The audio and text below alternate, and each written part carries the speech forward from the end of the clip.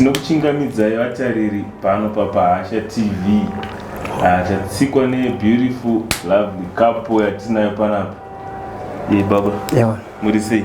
Chila zimezimba. Abo zvekuti. Yes. Makadi kumainini wangu? Tiri right. Handiti sangana nevatariri venyu muri Zimbabwe. They are watching all over the world. Zviri sei music industry? Tungoti bo. Handiti? Tungoti bo. Sezvo takuona takutoshaidzwa mumainterview paHasha. Means kuti zviri kuita sei? Zviri kuita. Handiti? Because yanga itori dream unge tiri Vachiri Nanhasi. Maisi. Yanga iri dream. I think most viewers watching vanogona kunge vasiri kuziva zvinonzi music industry zvinonzi chi vanogona kunge vasiri kuziva. Unogona here kuvataurira kuti imimi ndimani uye munoita nezvei? Alright. Inini I go by the name Skafizo Tsotsi. Okay. Ndinoitwa kunzi Chimbare. Alright. Saka Skafizo Tsotsi is the same guy akakupa ndadzamirwa. Sensezo zvokudaro anenharo ndina PK. Okay. Ndo akatombo play radio nekupinda macharts pabla so kopa kuti tsotsa apa ndazongoza mati Skafizo Tsotsi. Alright. Tsotsi rinotsotsa here kana kuti kutsotsa ndinotsotsa but chitsotsi chinosiyana isusu chedu ndichokuba moyo nekufungwa nemalyrics man. Alright, kokuno zvakamira sei? Alright, my name is Tanya Tsotsi aka Simiyai O Queen Maizia. Ini ndobata pese pagospel, padance, pachipese. Yeah man. Saka zvakarongeka. Ikapu yakarongeka. So how many years have you been in the music industry? I think for now it's been like 6. Yeah. 6 years. Saka mafamba. Ndamonzwa Skafizo was telling me kuti ane masongs akamboita aimbenga a playlist eparedio nepamavideos. Kokusaidi kwenyu mune masongs here amakamboita? Alright, ini ndakamboita track na JC Big Yards DZ. Takaita pa ane album rake rakaita rainzi I'm Dangerous. That was 2016. Okay. Yes, that was my first song. And then inonzi Mbiri. Alright. Mbiri ndo zvairi. And then I did with Windy President yanga ya 2020. Ndakaita naye pa ane album rake rimwe rakambobudisa pa akaita Ziso. Album rinonzi Ziso. And then takaita song inonzi Handidi Naye. And then I also did song inonzi ndakaita song na Soldier Love asata afa. Chibaba baba. Yeah man. Okay. Takaita kumbaroku. Yeah man. And then ndiri kutarisira kuzoitawo mamwe nevamwe pamberi pavo. And then I also did a few tracks na Tsotsi zvekutodaro. Alright. Saka how did you guys meet? Tsotsi. Makasangana sei? Takasanganiswa nemusic. Studio. My streets. Wangotapirwa nebaby. Yakanakirwa tese takanakirwa. Something like that all. Okay. Boys must like set up your music like kughetto ndekuti artist aunzonopisa kana usati wapiwa street cred and can street cred inobva kumabhesi kumachichi nzvimbo dzemuskanzwa. Saka ndo kwatakasangana. So you actually admit kuti maimboita zvemuskanzwa. Tell us the part yemuskanzwa. Makazonyatsorifoma said was most of the youths vari kurasika vachiita muskanzwa. We wouldn't want to tell more to our viewers. But you taita zvemuskanzwa. Can you shed a bit of light so that most of the viewers can understand? Alright. Yes. Yeah, kana chitaita zvemuskanzwa. Izvezvi kune nyaya dzemadrugs. Okay. Kune nyaya dzema extortion chichichi zvakawanda zvinongoitwa mastreets kuti vanhu vaone kurarama. Alright. And andoona. But chakanga chakanyanya affecta career yedu. Engeri ichi nyaya yezvinhu zvinodhaka. Alright. Engeri zvinhu zvinodhaka and obviously kudzimba kwatinobva kune zvakawanda zvinenge zvichiitika. and especially some of those things that is spiritual. So kuti kana usina munhu mukuru ari paside pine vanokwanisa kutaura kuti iwo mitira kuita zvinhu zvako ko izvi zvafana matasa laka kuna Tanya kuti changosangana the first thing that we did kuenda kuna moms like biological mother vake patangoito chikaranga chinoita chinoitwa pachivanhu chedu utenga gumbezi ravo matenesi kuti kune Zambia simiplies zvakataita kuna my biological mother is late asi pane vaningina vavo pane ndachingatwa nambuya like kuti mamai vababa. Okay, so my question was imimi kuti muzoreforma kana kuti muti inenda wada kufocus on living life iri drug free yakasiyana nezvandaita kumashure vakazvitanga sei? Like kuti ndokwanga datosvika kwekuti zvese zvinotangira the spiritual side of everything ndo yakakosha. Once musina kugadzirisa kuside kwenyu like kuti vanochiti chivanhu chenyu tingashandisa sei, tingagadzira mahit song sei, tinganzi takapenga, tingapiwe sando sei nevanhu, asi as long as vabereki vako vasiri kufara neyauri kuita. Saka zviri ndo ina so much believe ndo zvimwe tisiri kuda kunenedzera mhepo asi mhepo dziriko and fuchi isusu panguva taita izvozvo it means kuti nemaparents tasimbori magood you're not in good books and all. Saka kureforma kwakatotangira pakutonotanga kunoziya chivanhu chedu kuti vabereki vanofanira kufara kuti whatever you do zviende kumberi. Well said. Tanya, do you want to add something? Alright, ndinokotaura kuti ndiri mwana akakura achigara namama. Like a single mother ndo vandaigara navo. Taitogara tiri inini mama wangu nesister yangu. So baba vanga vakaenda kare kare. And baba vandosinura vakaita rimwe rekutoti inini ndichitokura ndaitoshaya kuti kumudhara wangu ndeipi akaita. Because mudhara akanonotora munin'ina wamama ndiye waari kutogara naye like now. Saka zvinhu zvekuti inini ndichitokura zvaitondinetsa kuti kumudhara uyu ndeipi yaari kuita. And ndine chinhu mukati mangu chaingondiudza kuti ndiwe you are the breadwinner. Unokwanisa kutoimba wotochinja life yavabereki vako, unokwanisa kutoimba wochinja life yesister yako, unokwanisa kutoimba wochinja life yako. Saka pandaitotora madrugs apa ndakazotowana counseling yakatoipa kubva kuno mumwe wangu uyu. Achitondionesa kuti wona so. And then handizive kuti ndakazviita sei, ndakatanga kutongoteerera and then now zvakuflow zvakutoita. Okay, so are you also changing the lives of other youths? Do you have other youths you are working with? Kana kuvabatsira vasiyane nemadrugs? Other youths who are into arts industry? Ndingangotaura kuti aiwa we are there kuti tibetsere vamwe vari kutora madrugs because ukatora madrugs unokasira kufa. Vakawanda vari kufa. The message in your music. Yes, aiwa tinotoisa kana chitoimba tinge chitotaura chokwadi.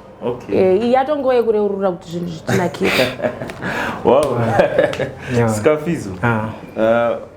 Alright, on your next album, do you also have songs that might help improve life yemumwe munhu ari kutora madrugs kana kuti achinje life asiyane nezvaari kuita? A lot, even panamanyanga aripotirwe. Pane song inonzi gumbezi tenesi tukune Zambia, pane mbodza inonzi vakashora mbodza tikavazvimbira kuti nekufamba kwangu muchazotira even the lyrical content kuti yese iri based on kuti vanhu vazive like zvinhu zvakakosha mulife nefantasy inokwanisa kuzoti tatisa kusvika panoda patinoda kusvika. And nestudio futi ndo imwe reason why takaita set up studio so that kuti takakipa mamwe youths ari busy ari mustudio zvinoita kuti because peer pressure ndo inovhiringidza vanhu vakawanda mastreets kana mulife. So once mayouth aswera mustudio vachirekoda achita sei at least anenge ane something chiri tangible, ane something to lose, saka hazowaste life yake nemadrugs.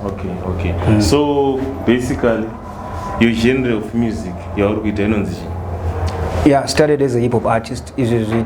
Tata into almost every sound and tichibuilda futi our own Zimbabwean authentic sound in mbira mukati marimba. Right, wakazochinjirei ausudere kuita zvirikuitwa nevamwe hatitotaura hedu mazita avo. Mamwe mahip hop artist, why did you switch?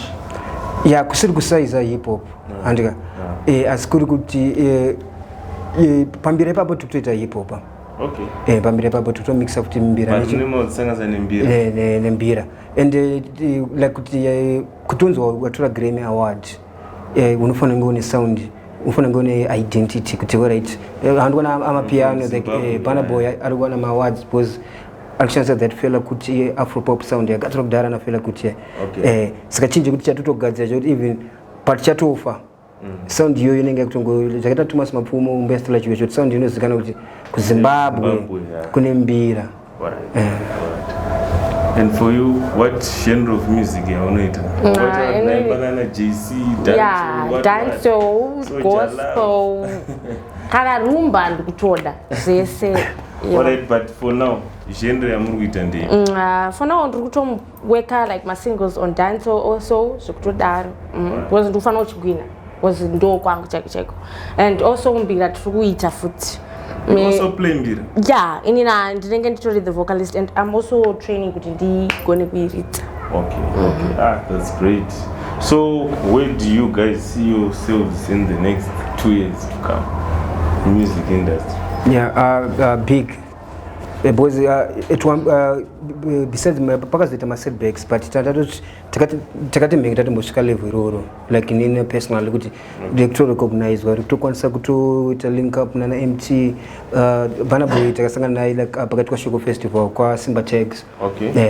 Those ndizvo zvakazombonovhiringika but in the next 2 years nepace atoramba ichishanda nayo and Mwari achiblessa tinoda kuti tinge tuonekwa sema international artist ready to local sound yedu inofanira kunge yakwanisa kuacceptwa nainternational market asi tisingabvise kachiZimbabwe ngapi karipo pazvinhu izvo. But muZimbabwe muno chicha munoti maybe chinostola progress yema-artist emuZimbabwe kana chinoslowa progress yacho yema-artist kuti anga asingasumuki music ichienda kumberi.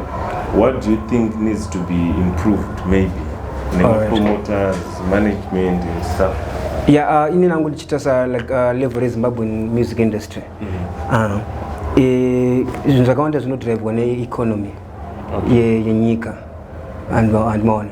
Saka Zimbabwe ndinoona kunge Zimbabwe ichiri idiki in terms of patanyasowana kuzitonga kuzere. There's still a lot of things that need to be focused on nevachiwane power. And I see with time our music industry is going to improve. Kana ma corporates akunyasodira mari muchi because matasa kuna America kwekwe ma corporates anodira mari muchi mu music zvienda kumberi. Point yako ndokunzwisisa. At least you really understand what needs to be improved. But mimi muri kuisa here dzimwe nzira maybe as artists are you also engaging people with knowledge and vanokwanisa kugadzirisa that problem maybe at least if you know the problem maybe you might look for a better solution. Are you also doing that as artists? Yeah, like one of the reasons why takato teacher study boys pane zvimwe zvoti you can only change those things kana uri involved mazviri coming from within industry. Zvinonetsa kuti iwe ungasvike pastudio pevanhu mauzoti gadzira sound yakatoda but izvo tane studio takwanisa kuti macorporates acho takutomafambira tinovapana vakati vanogona kuimba vanzwi content yani vamuna zvamuda kuita here amusida kuadvertise saka ndo zvimwe zvezvinhu zvatiri kutoita because we've been complaining for years but I don't know isusu we need to change yacho tikutaura tofanira kuita zvakarongeka. And who's behind the management? Tina Slim. Okay. Slim Entertainment and they are logistics. Right. No, at least Zimbabwe murunzi wazvokutaura. At least our youths vanenge vachita head to some point because mamwe artists ndavana kunge anodonhera panyaya yekukura musoro kana kuoma musoro. And I think maybe you need to shanda nemanagement so that they research kuti mamwe artists vari kuchita sei straight up. Even panyaya yekukura musoro sori panyaya yekukura musoro paipa ndakapaona kuti pane panouraya futi creativity apa nichitarisa from a point of view ya artist nevanhu vari kushanda navo pakuti pachada futi mafacilities ekuti maartist haafaniri kunge ari musociety zvekudaro waizani saka uko kune Hollywood yekutoti totongozikana kuti kunogara vanhu vedu vekuvhura hombe andoona because I've seen with a lot of people vanopedzisira vakutouraya talent because they want to control their talent way too much. Yeah, that's true. Saka ndo pamwe pacho pandakaona kuti some other times artist anogona kutanga akura musoro but asina kukura musoro iri craft yake pazvinhu zvaanenge achiita and you need that freedom and pa-creativity kuti ukwanisa kugadzira chinhu chakapenga. Wow. Alright, pangosara maybe 2 questions before we say goodbye.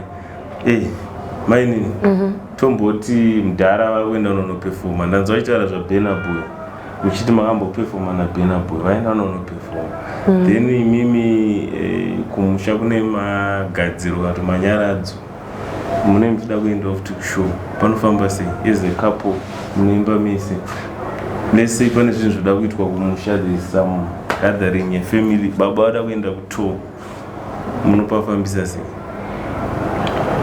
Yeah. At times unita ndinoda kutenda Mwari nacho kazhinji kacho ndechekuti ndakapiwa baba tezvara vanonzwisisa kuti chinhu ichi ndo chedu zvekudaro. Zvokuti pamwe pacho tinogona kuvataura kuti baba aiwa endai munonotimirirawo sevana vanotorespecta basa redu zvekudaro zvekuti vanokwanisa kusacrifice iwe unonomirira family toenda kubasa because vanenge vachitoda support yangu. Alright. Iwo baba vanenge vachida support yangu. Planta zvinhu to be a business and zvese zvekuti kutoendwa kubasa it also supports the family. Wow. Makagadzirira maquestion. Let's hope that I'm supposed to buy Zapana. No. Alright, lastly, Saka, is there an album? Yamune Mishimba Murimesi, Kanoti, you are doing your own music. You were saying you are doing gospel, rumba, chawe. Then he was telling me that I got switch up from hip hop and I need a vibe, in a fusion of Mbira. Is it the same music that you are doing as a couple, and your own project, and he's doing his own project? Alright, at times panengwadza kuti ivo vanotoona kana kuti Tanya adetsoka kuchisport Tanya ari kufanira unoti apinde rhythm redance. Vanotondiperekedza ndongonoita basa because havasi kufanira kumira kupusha the Tanya side. Kana ivo vane like rere drip ravari kuda kupinda tinotoita kuti redrip iroro ripindwe.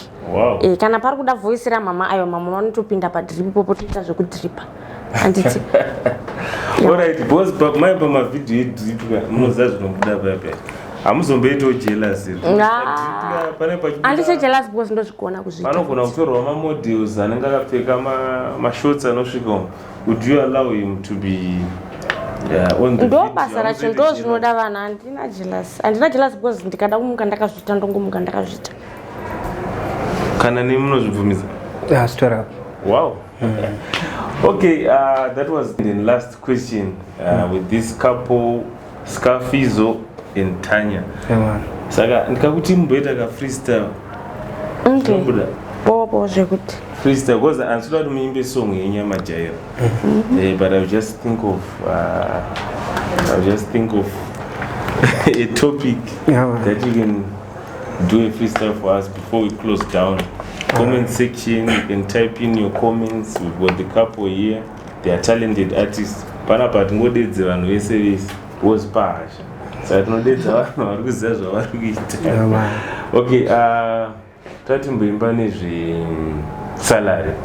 Okay. Salary.